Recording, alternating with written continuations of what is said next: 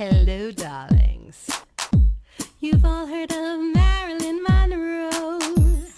Some of you know Bridget Bardot. Well, now it's time for the Cognac Show. I said cognac, ooh, ooh. I said cognac, ooh, ooh, ooh. I'm a bubbly blonde, fabulously dressed to impress. One of a kind girl. I was brought into this world wrapped up in pearls. I love to mingle, though my husband reminds me I'm not single. I meet and greet both the famous and the elite. I ride in limousines, drinking the finest champagne, wearing first dazzling diamond jewelry. A girl can't complain. I live the upscale life, dining in the finest restaurants, eating the best caviar for free. And no matter how much I enjoy myself, they can't charge me. Hello, darlings. Welcome back to Cognac's Corner.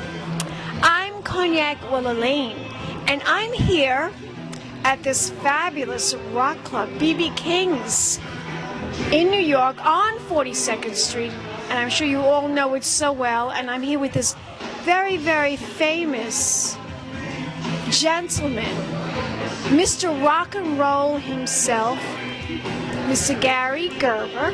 Welcome to the show. Welcome to Cognac's Corner. Thank you. Glad to be here. Now, I understand that you are very famous because you've attended approximately 300 rock concerts. Is that really true? Try 700. 700? 700. And I played with probably over by now 50, 70, 80 bands in the New Jersey area. I am Mr. Rock and Roll of New Jersey. Now, you're originally from New Jersey. Yes, that is correct. Wow. So, what made you become such a fan, of rock and roll? Was it like a little boy growing up listening to the Beatles or the Stones? What made you want to be, did you want to be a rock star someday? I just started playing guitar, and yeah, you always dream of being it when you're 18. You start playing guitar, and you want to be with all the great musicians. And after being 700 shows, I can tell you almost 300 of those shows was first row. And just, first row. Just from the will and way of being there. I don't buy first row tickets. I just get up there because that's what I like to do. Wow. So, you see them all play, and they just want to, You have a little bit of a method to all of this. Don't you get, like, backstage? Oh, I met many musicians. I have met everyone who I've ever wanted to meet. All my idols and everyone I ever wanted to meet, I have met. And it all started with probably back with Ozzy Osbourne many years ago. He's your idol. Well, I love Ozzy. His words are great. And what's he like? Oh, he's a sweetheart. Ozzy and Sharon are the nicest people in the world. They are very down to earth, and they are very nice. And I love meeting them both. Is he really what he seems to be on television? He's so relaxed on TV. Sometimes he shakes like that. What's that all about? Well, I've known him for many years before that. I don't really personally know him, but I've seen him for many years, and he used to be okay. Then I guess, he went on the Osbournes, and now, I met him again. He's a very relaxed, nice guy. He really is, down-to-earth guy. See him very quiet. You wouldn't think it, but there he is. And Sharon, is she really like the businesswoman that she claims to be? Is she always right next to him, right behind him? I would think so. But my stories all started with, I met Ozzy. I was sneaking backstage one day, and as I was walking backstage, the lady stops me at probably the last place to get in backstage, goes, "Do you have a ticket?" And me, for one, to never lying about nothing, I looked up at her and said no. She looked up at the board, ripped down a ticket, said, "You do now." I went backstage, met Ozzy for the first time, Retirement Sucks tour, at the Garden underneath, and I said, "Ozzy, but I bring my bass tomorrow, will you sign it?" And he goes, "Gladly." Well, I went home and looked at my black bass, I think back 12 years ago, they probably didn't make white script those, and I'm just thinking, how's he going to do this? He has to take a nail to it. So right in the front, I went there the next day, and he took a nail to it. First, Zakk Wylde did it. Zakk Wylde did it downstairs. Zakk Wylde, you're the first to ever sign out of 80 engravings I have. Thank you, Zakk. And he was the first to ever engrave on your guitar. Yes, Zakk Wylde. I appreciate that. His dad was there. I think it was his dad's birthday. We talked to his dad, we talked to Zakk, then we went upstairs, and Ozzy did it just like he said. And that was a very proud moment in my life. And if anyone is Ozzy fans, I was there with my ex back then, but I got a bucket thrown to me. That's when he just had one bucket of water and threw it out. A bucket? He takes a bucket of water, throws it to the audience. And I wanted to keep it, so when we went back upstage, I put it by the dumpster, and the ex is looking at me like I'm crazy to keep this.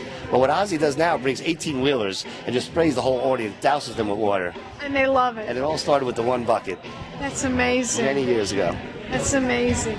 Tell me some other good stories about Ozzy. What other experiences have you had? How many concerts did you see with Ozzy? I have never missed Ozzy's show since Crazy Train. I went to the Palladium. My friend said they snuck in the week before, and they saw Def Leppard open up for Bon Scott. Def Leppard must have been 15 years old. So the next week I had to go.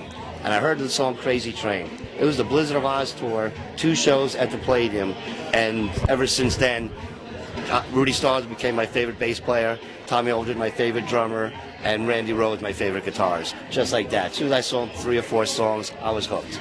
And I have not missed Ozzy's in the Tri-State area ever since Blizzard of Oz tour.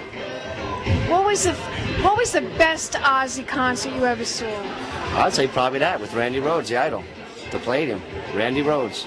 Fun, right? This Yes, you are. show my audience this fabulous guitar. You just bought this guitar, I bought right? this guitar from Especially Guitar for Center. tonight, I'm right? going to give a few shout outs, but right now a shout out. I just bought this guitar from Guitar Center in Paramus on Route 4. I'm going to give a shout out to Jesse and the man who fixes my guitars, Merv.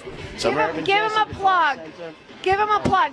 Tell my audience the name of the store again. I just did. Guitar Center, Route 4, Paramus, New Jersey, Jesse and Merv. Thank you very much. I just bought this guitar an hour ago, so Cognac can engrave it for me. Wow. That's fabulous. Now back again with all these artists and musicians. I'd like to give another plug out to Stepping Out magazine. Lorenzo, first of all, too, photographer for Stepping Out magazine, and also Lorenzo Esquivel, their star photographer. and also Chance. Things go well. Hopefully, you can be interviewing me within the year. And your magazine is great because it always says what groups are playing, and half the cover groups in there I have played with. And I don't know if you want me. So then also I decided to get a website. I got MySpace, www. And you're soon to have a column Yes. on cognacscorner.tv. We're launching a new page on cognacscorner.tv, Cognac's rock and roll page, and it's going to be told by Mr. Rock and Roll himself. And I'm writing the stories. They're going to be full-length page articles, and it will be an article a week on cognacscorner.tv. And Mr. Rock and Roll is going to share all his experiences with me at all the fabulous rock and roll concerts that he's attended, because he's devoted his life to rock and roll. I don't know if I devoted, but like I said, I have over 300 stories. It just No, always darling, happens. you've devoted your life to rock and roll. And we'll be back in a moment for more celebrity interviews. So stay tuned. Don't turn the channel, darlings. Keep watching. More interview coming up.